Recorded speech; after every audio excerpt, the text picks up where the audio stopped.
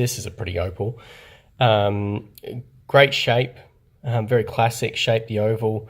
Nice thickness, a nice turquoise blue.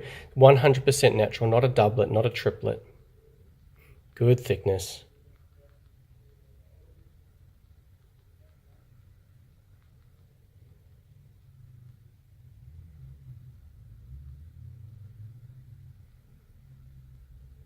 Let's have a look in the low light.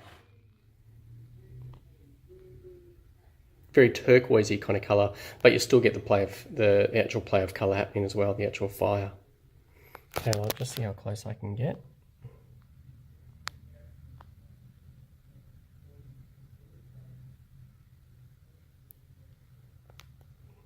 Here we go.